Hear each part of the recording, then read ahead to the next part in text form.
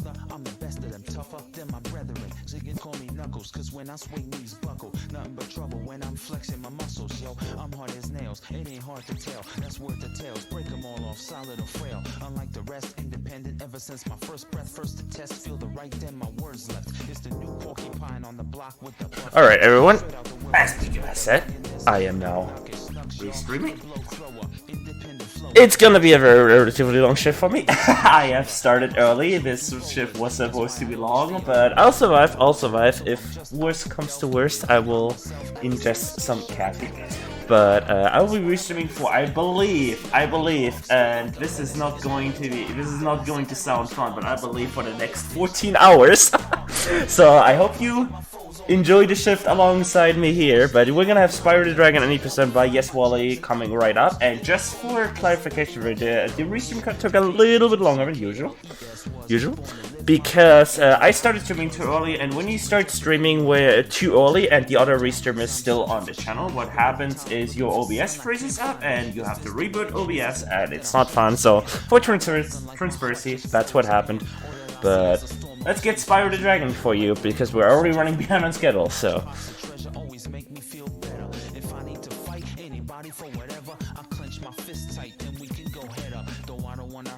I'll leave your head shattered. Been lonely all my life.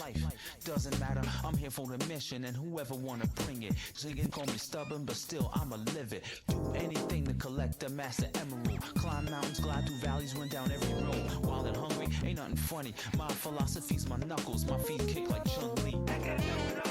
That's what I'm representing. Never seen a mic hog spit like a menace. It's going down. The master emerald's gone. Somebody gon' get this quick. My words gone.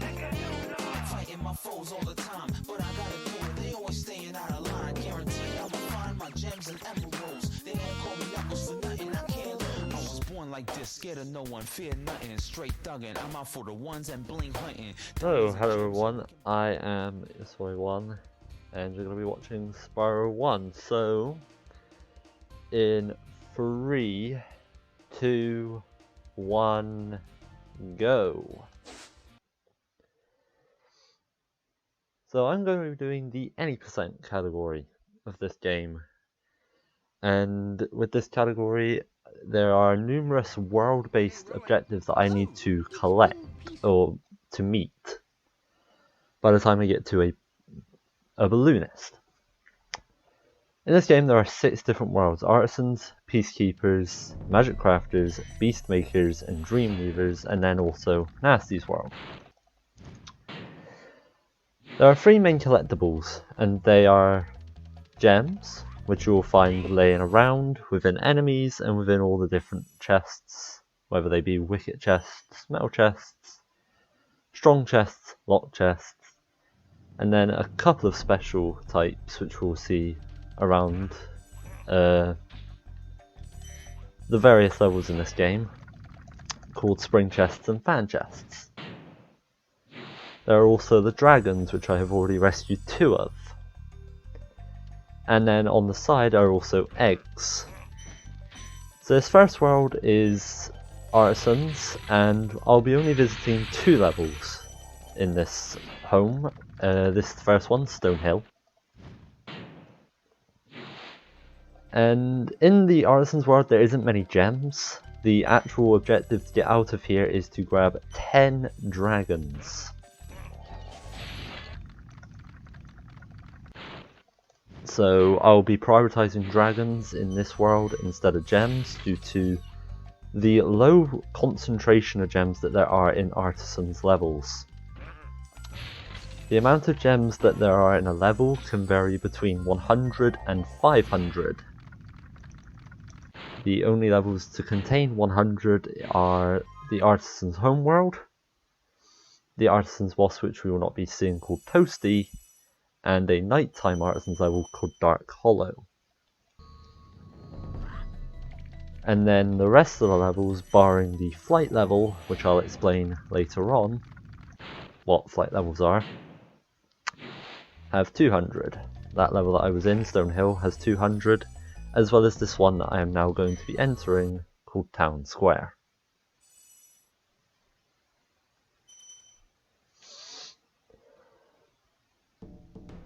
So the main movement in this game is going to be in the form of charging and jumping, and then also a bit of gliding. For the most part, I want to be charging. I want to be grounded, just so I can have the most momentum. I won't really be using movement speed. I'll be using momentum as the descriptor. If you've seen runs of Spyro 2 and 3, that's when you can sort of use movement speed a lot more. But in this game, it's a lot more momentum based with some of its techniques, some of its strategies, and overall you want to be keeping a high amount of momentum.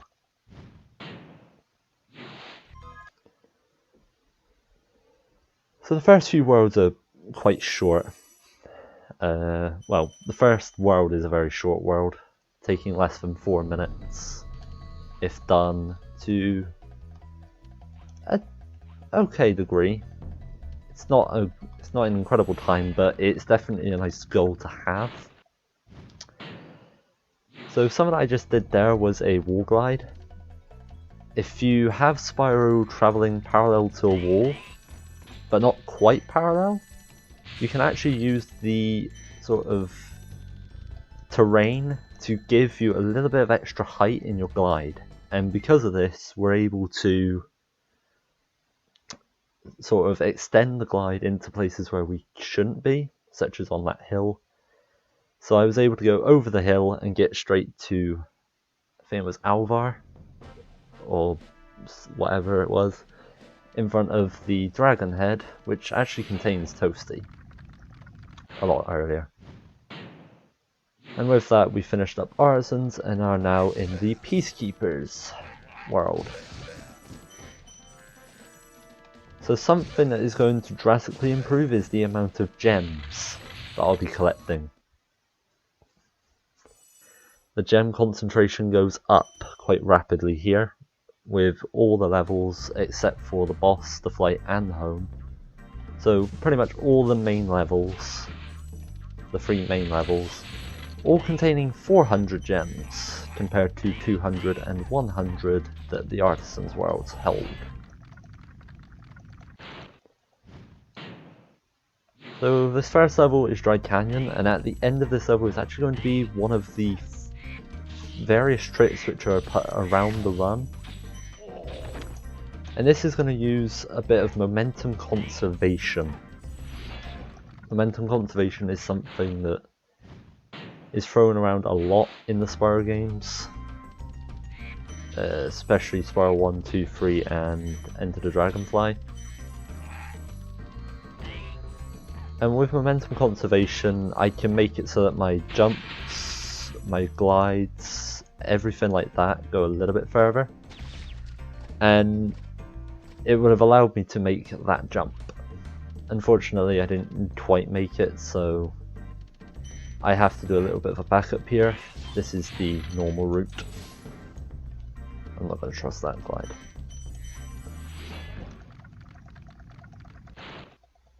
But it's fine, it doesn't lose all that much time, and I can get a few extra gems.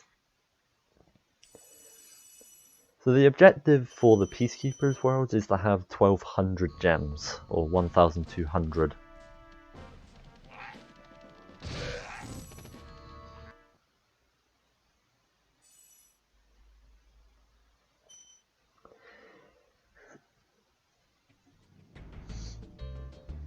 Now we're going into Clifftown, and Clifftown is going to be the level with the only use of what we call a proxy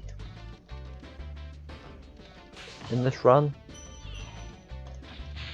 So when we use proxies, we actually use them as sort of physics manipulations. In that case, I got myself stuck between a dead enemy and also a wall. And because of that, Spyro didn't really have anywhere to go but upwards, so the game had to force me out vertically. So I was able to do a little bit of platforming to get to a area that you would have to go to the end of the level just to glide over to. And this actually saves quite a lot of time, because we now get to end with this ascent.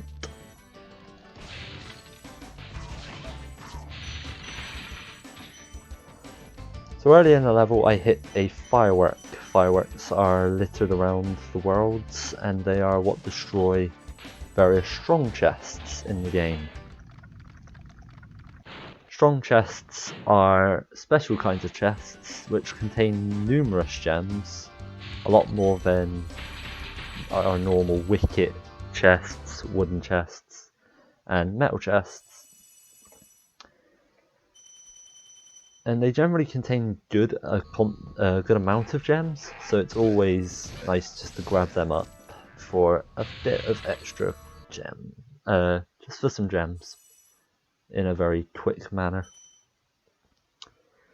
And no, you cannot do proxies in the remasters.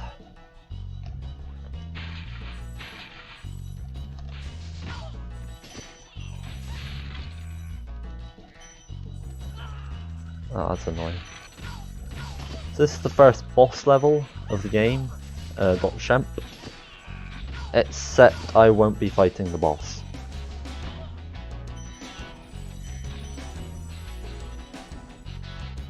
So it's not really a boss level, it's just a normal level. It's a very short level. We take like the little gauntlet and then finish up at the dragon. It's just a very quick number of gems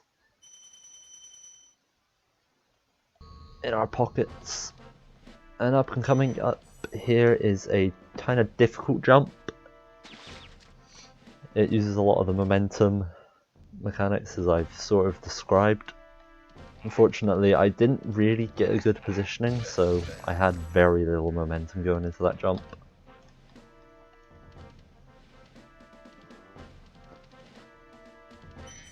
And that would have got you up there.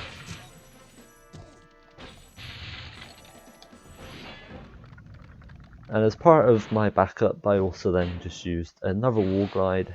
That wall glide's actually used in the 120% category, which is the completionist category for this game. And now we get to enter our first flight level. So flight levels are quite simple levels. They're just your standard time attack or IL records. Well, IL record levels. You got 4 sets of 8 items, not 8 sets of 8 items. And you have to clear them before time expires. Each object gives you a certain amount of time. And these flights are actually heavily optimized. If you watch some of the records, they're actually kind of a little bit crazy. Because you can just see them hitting stuff with the bare tip of the flame reach.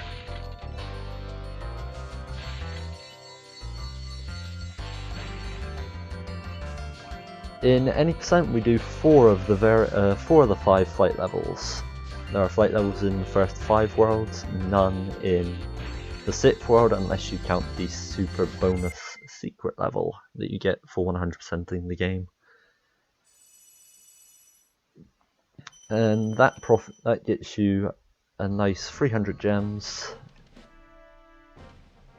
towards the 6,000 that we will be needing later on.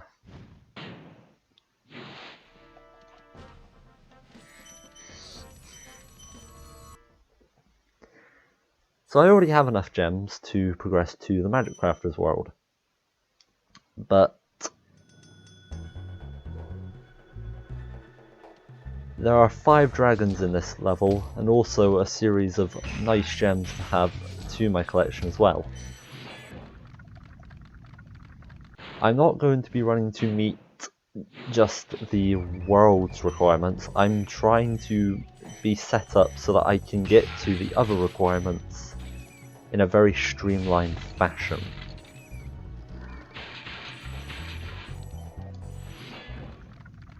So in the home world I picked up a thief, which we haven't had any use for so far. And I'm still picking up the dragons, even though I don't need dragons at the moment. And this will be all for the later requirements in this game. And to answer your question 10.5.6, I do run 120%.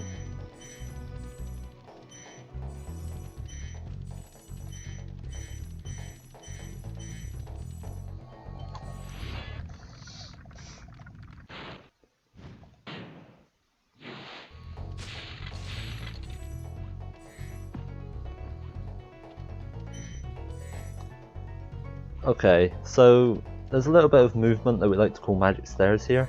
There we go, just did it on the back up there. That's something that quite a lot of new runners won't really attempt to do. Normally you would just take those steps one at a time. But we just like to do them all in one, and we call that magic stairs.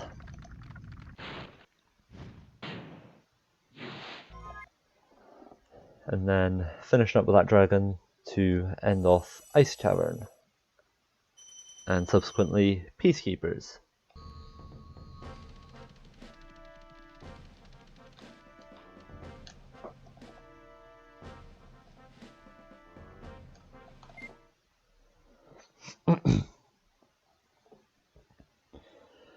Another thing to note is that Ice Cavern is one of only 2 levels which contain 5 dragons. The other one is Dark Passage in the Dreamweaver's world, which we will not be entering.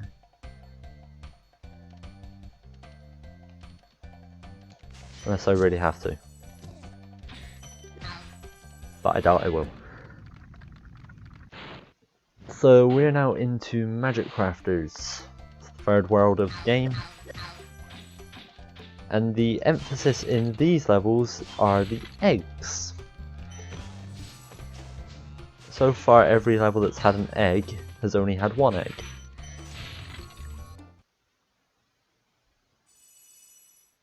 In this world there are 3 levels which contain 2 eggs. This is not one of those levels. This level only contains 1 egg. The only levels not containing eggs in this world are the boss and the flight. So I'm actually going to go for a little strat later on, which isn't normally done in RTA runs, or nobody really does it unless they just want to show it off sometimes as being a thing that you can do. I'm going to try it in this run, and it's a skip up to that dragon over there. Yeah, that, I don't know what I was trying to do there. That's not how you do that. But I was trying to get up to that dragon a bit early. It saves a bit of time, but I just completely set that up incorrectly.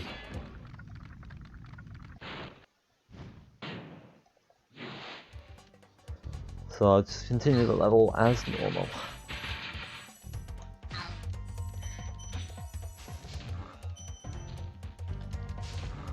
Oh, and there's another type of chest that I didn't actually mention at the start. Firework chests. There's a chest with a load of fireworks in them. They generally contain a lot of gems, so pick them up. Especially that one. That one has a lot of gems.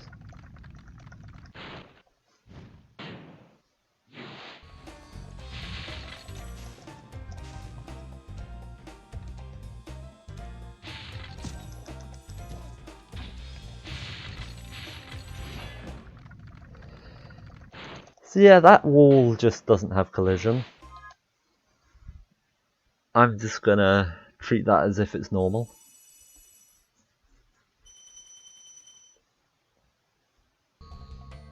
And again, ending on a dragon. Most of the time we'll be ending routes on dragons. Sometimes we'll end routes on certain gems. but most of the time it will just end on a dragon. So on that thief, before I did this level, High Caves, I actually did a animation skip. There's normally an animation that you have to do in order to, you have to view when you kill a thief. That's interesting. However, if you are airborne whilst killing a thief, then, or in supercharge, then you will just skip their animation. And supercharge is something that I will be using very shortly.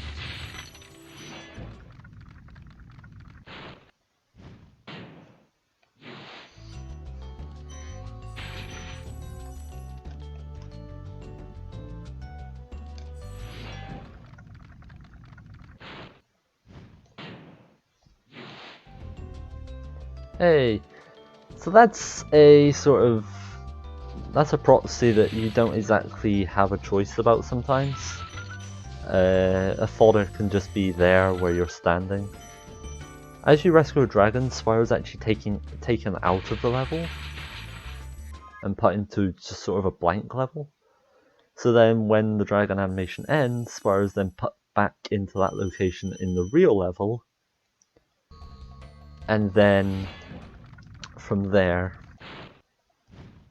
is, if there is something like inside of him, he will be projected out of it, or well, slingshotted out of it, just because the game doesn't like having things within things, entities within entities, hitboxes within hitboxes, however you want to say it. So the game will just try and force you out however quickly it can, which results in kind of funny things. You can be flamed upwards, you can be flamed off the side.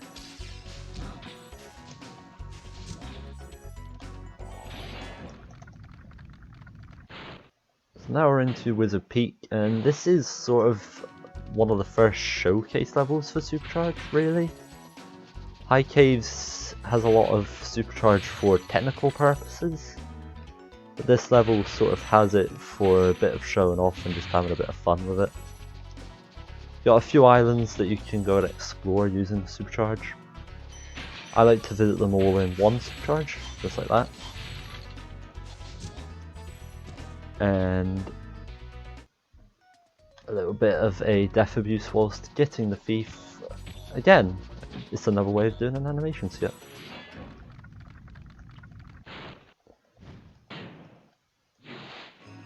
Also, there is a lot more gems in these levels.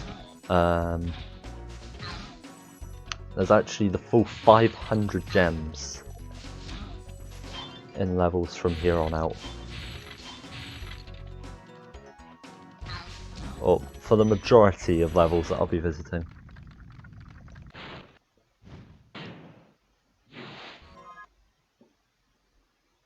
And that promptly brings us to the end of Wizard Peak.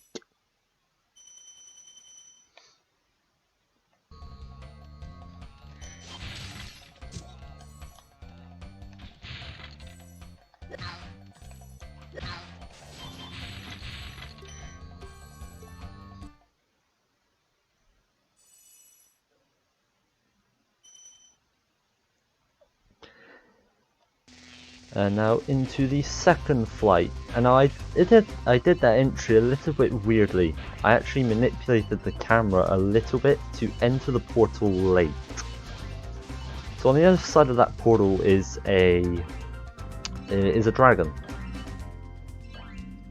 Now, the level starts loading as soon as the camera hits the portal. Sometimes it will randomly do an instant load, but for the most of the time it will be when the portal is touched by the camera.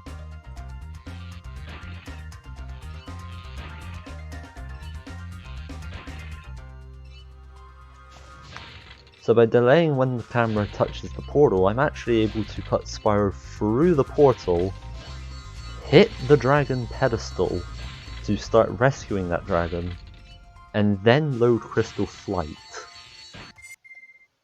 And now when I leave Crystal Flight, I will be going over a dragon pedestal with nothing on it.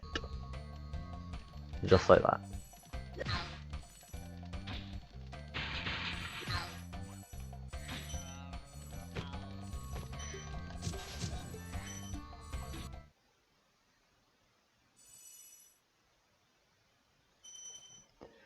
Now into Blowhard.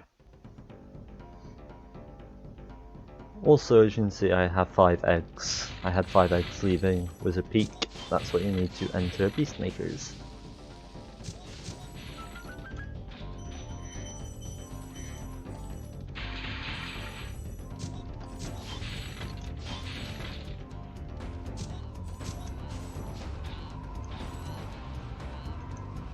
So this is actually the first level first boss that we're actually going to kill. We'll be killing every boss from here on out. It's just the first and second aren't worth really any of our time.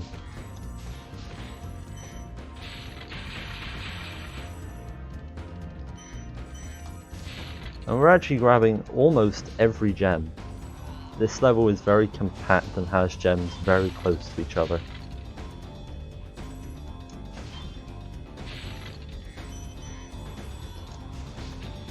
So as you can see, I'm going to be picking up 397 gems of the 400 in this level.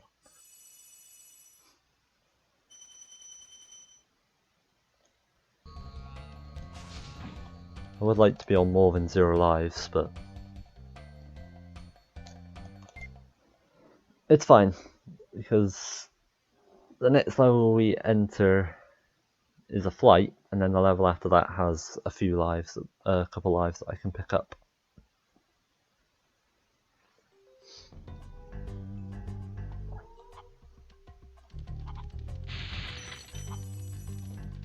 So we're now into the 4th world, Beastmakers.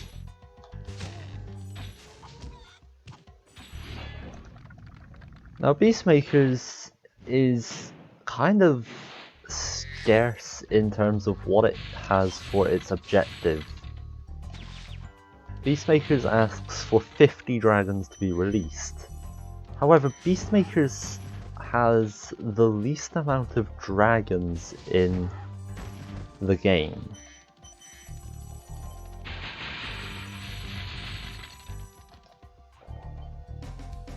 Plus the fact that I won't be entering one of the levels, which is called Terra's Village, due to it being slow for what it is worth. There is a route that does Terra's Village, but I'm not doing that route. So I've had to collect a lot of dragons earlier on, which is why. Well, if I did Terra's Village, I would be able to get rid of some of the visits that I do in other levels, but the other levels are a lot faster, so in the end it's just worth doing that little extra bit.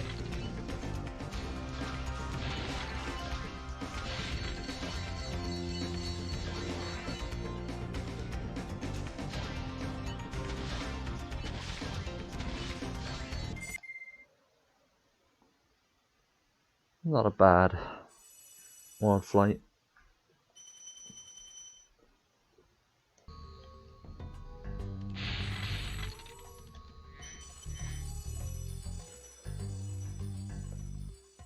So Up and Coming is one of the harder levels of the run.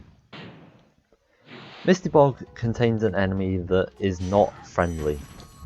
It's very, very not friendly. Attack Frogs.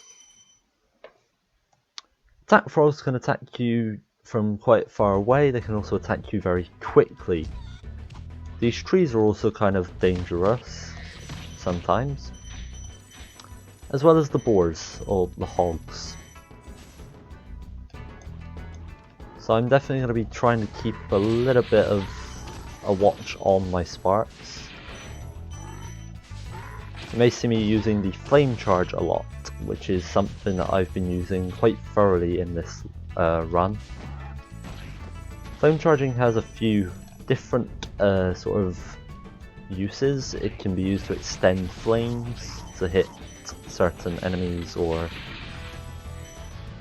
do certain bits of collection. It can also be used as a more defensive thing for just killing enemies quickly. And also when used on enemies and containers, you can actually have gems home into you, like that hog and that hog.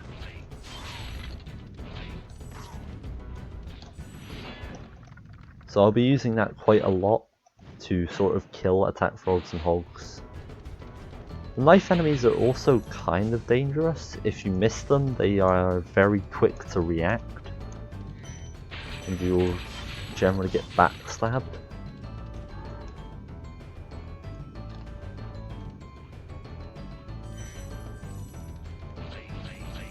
But the main danger in this level comes from a certain area. We like to call this area Guantanamo Bay. I'm actually going to be picking up a life for my own safety here.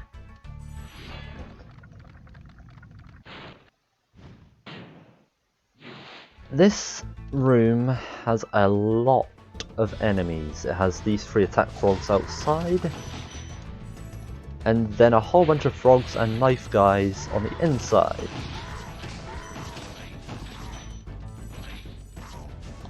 Oh, okay.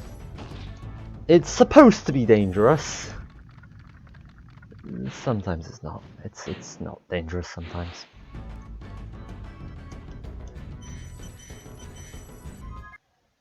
And with those last few gems, we are out of Misty Bog. But the pressure doesn't end. Next up we have Treetops. Treetops is quite a technical level.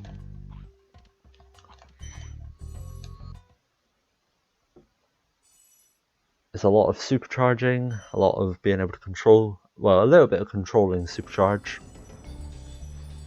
and also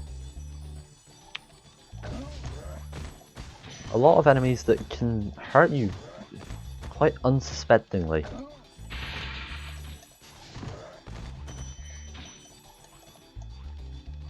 I'm also a little bit afraid about my gems, so I'm going a little bit overboard with collection. I'm just going to trigger that thief now, collect the dragon. So first up is this little trick. If you come off this corner just right, you will get a lot of height, and you can get over to, I forget, Jed.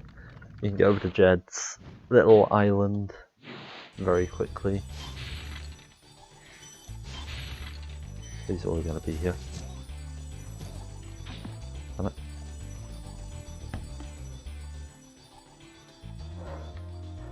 We also picked up a key earlier. That is going to unlock a chest in the middle of the level. It's got quite a few nice gems to have. I think it's 20. It's got 20 gems, but it's a very quick 20 gems.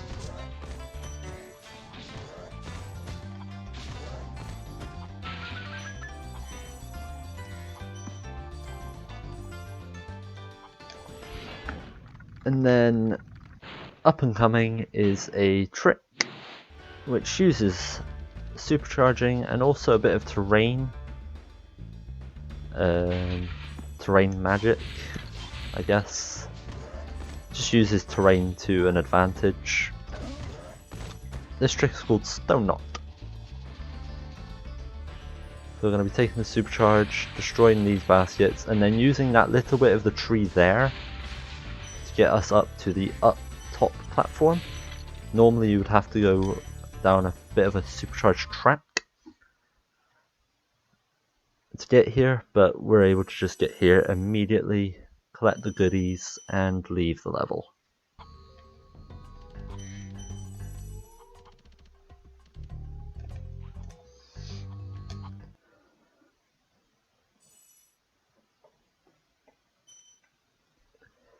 So up and coming, well, I keep saying up and coming. Now we've got the fourth boss of the game, the second boss that we'll actually be fighting, Metalhead. So Metalhead's level is all about cycles. It's all about how well you can do movement, because there's a big part of this level is one big cycle. If you're slow in a part of it, then you'll be on a different cycle. You'll be on a cycle that you'll have to sort of do different movement in.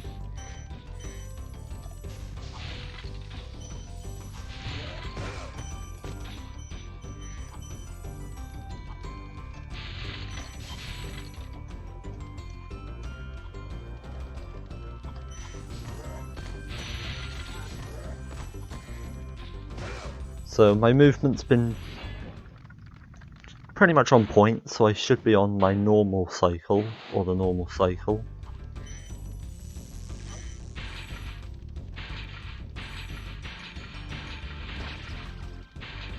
And I have. Because those cycles also affect how Metalhead attacks. So in order to defeat Metalhead, you need to destroy these pylons.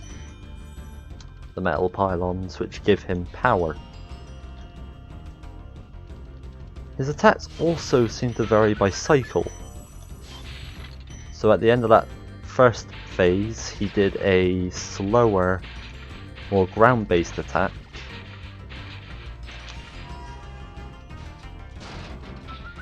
However, sometimes he might throw an enemy.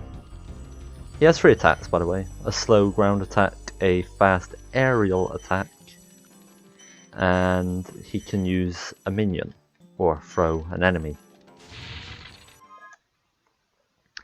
If he throws an enemy and you finish the phase whilst that enemy is still travelling, that enemy's gem will not home into you. It will actually just be stuck. It will just, well, it won't be stuck, it will just be in the middle of the battlefield.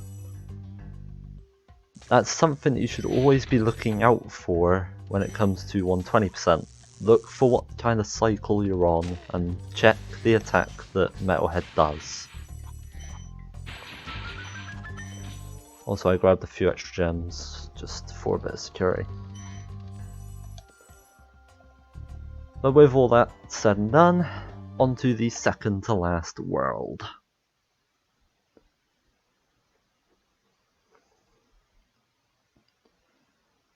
So much like Artisans, we'll only be entering 2 levels. We're going to be entering the boss and the flight. They're located on the opposite side of Dreamweavers, so I'm going to be doing a bit of clearing up here just to grab myself a few extra gems. And then doing a damage boost, which is something that we haven't seen yet. So I'll quickly explain that one. So the way that damage boost works is that when you take damage, you actually have some momentum stored, or again, this game is all about momentum. There's also momentum storage. You can store momentum by doing bonks, or just by travelling normally. When you take damage, that momentum that you have stored is a little bit exaggerated,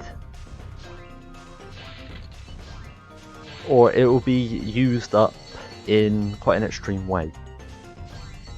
If you bonk into, say, a sloped surface and then take damage, Spyro will go forward and then up that sloped surface quite quickly. If you want to see more uses for damage boosting, check out the Vortex category. It's a miscellaneous category which involves going through each end of level vortex, and it uses a lot of damage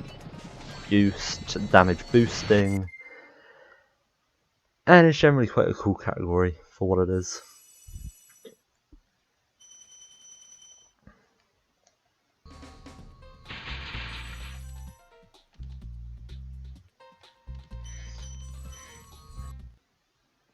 So that was the last flight of this run, Icy Flight, and now on to the final well, the second to last boss. Jacques.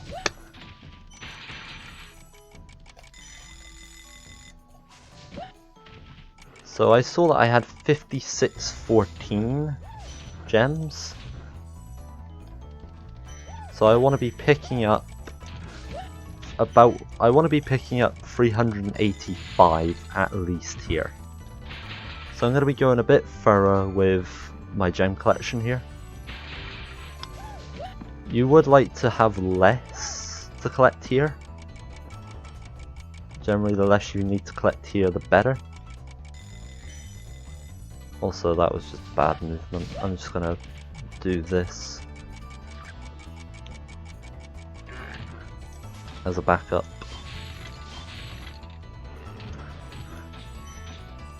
And by having less to pick up here, you spend less time in this level, which makes it a lot faster. That should be alright. We should be good. Ooh, not quite. That's okay. We'll be able to pick up a few extra gems.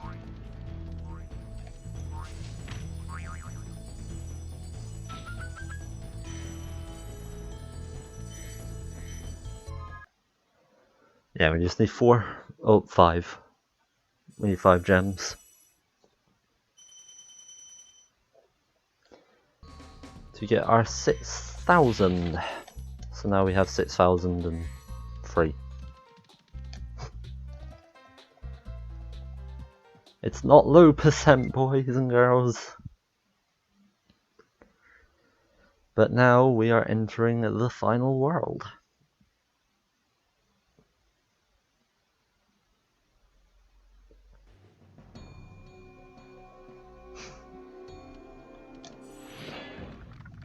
So we have to pick up this optional dragon, Delbin. We've already released Delbin back in Artisans, but 6 of the dragons, or the 6 dragons that are in this world, are actually all repeats.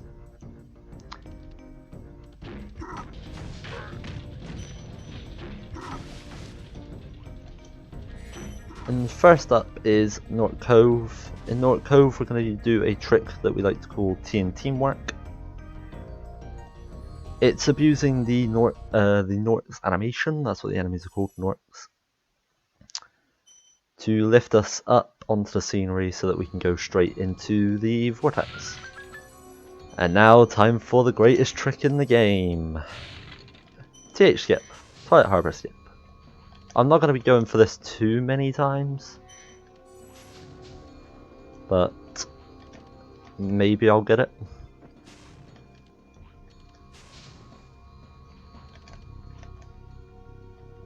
Ooh, that was a bit close. I'll give this maybe 3 or 4 more attempts. I don't really want to be here trying it too much. This trick can kill a lot of runs, especially at a high level where you need to do this in order to PB. What is up with momentum? I'm just completely losing it all. Alright, let me get an actual better setup here. Okay, that's a bit better. I'll put 2 more attempts in, and then I'll just do Twilight Harbor itself. That wasn't really an attempt.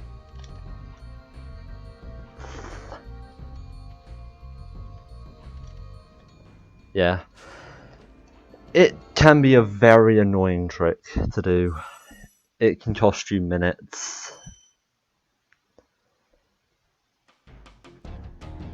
Even if you know how to do it, it can still cause you a lot of problems. But it's not as bad as another trick, which is Coveless. There's a trick we like to call Coveless. That means you don't have to do North Cove. But that works about 0.03% of the time.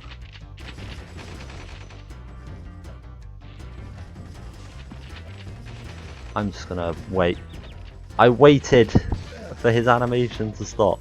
Come on.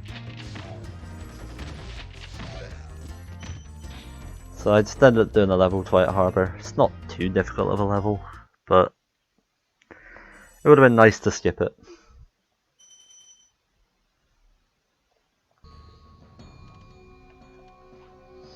Now going into the final world, or final level, confronting Nasty Nork. Nasty Nork is an annoying boss. It's a very, very difficult boss. We have to grab this key, then we have to go to this door, grab this key, unlock Nasty's platform, and then chase. It's a chase. It's a chase sequence. That's it. It's just a chase sequence.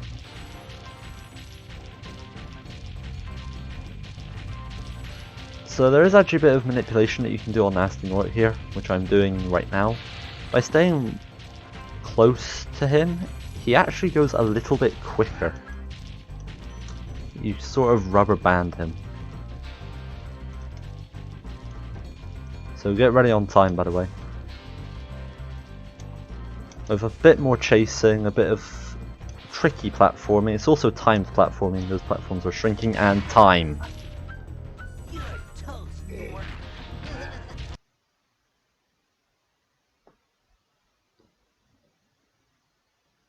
GG. That was a 44-12. Underestimate. What about Yay. Nasty Nork is toast. So now there's order again in the Dragon Kingdom? Well, mostly. GG. I've still got some treasure to pick up. And Nasty Nork is dead. I'd say We the killed sky's him. the limit. He won't turn up 4 games later. Trust me.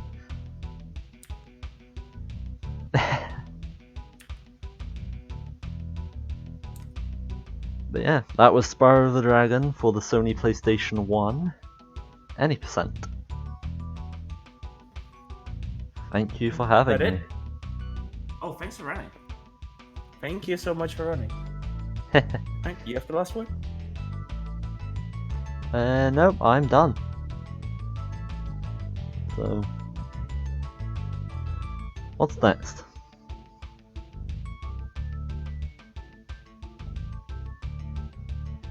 What's next? Well, thank you for the question. We have Ghost with GG doing Alpha Movie Any Percent. So stand by for that.